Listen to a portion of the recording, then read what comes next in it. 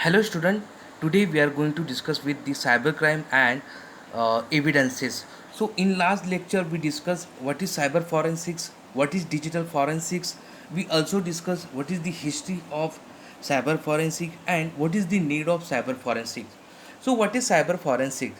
So cyber forensic, it is the term with the help of that we are going to provide a legal evidences which are which is to be come from the sources that is cyberspace and which is to be useful to find out the crime, find out the criminal person or crime person, also which is to be useful for to provide the legal protection to the victim. Now, the what is the need of cyber forensics?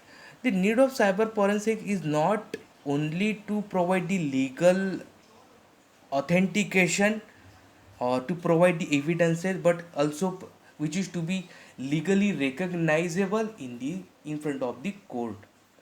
Now, the cybercrime and evidences. The cybercrime which is to be occurs when information technology which is to be used to commit or conceal an offense. So, what is cybercrime?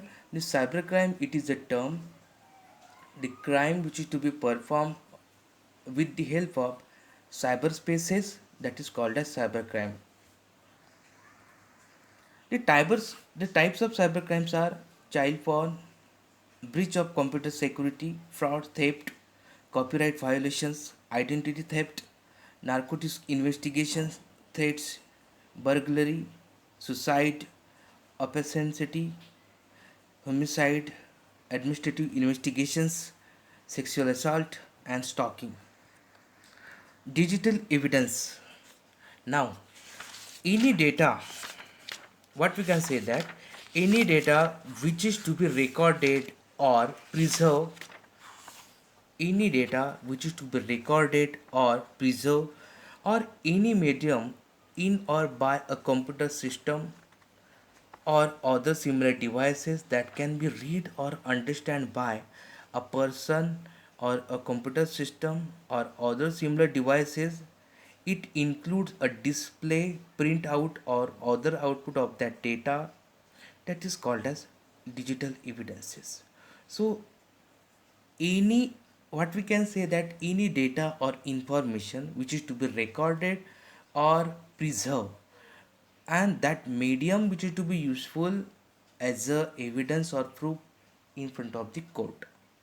So latent as a fingerprint or DNA, fragile and which can be easily altered, damaged or destroyed, which can be time sensitive. So these are the things which are related to the digital evidence. The types of digital evidence are persistent data and volatile data. The persistent data are meaningful data or information that remains intact when the computer is turned off, that for example hard drives, disk drive and removable storage devices such as USB drive or flash drives.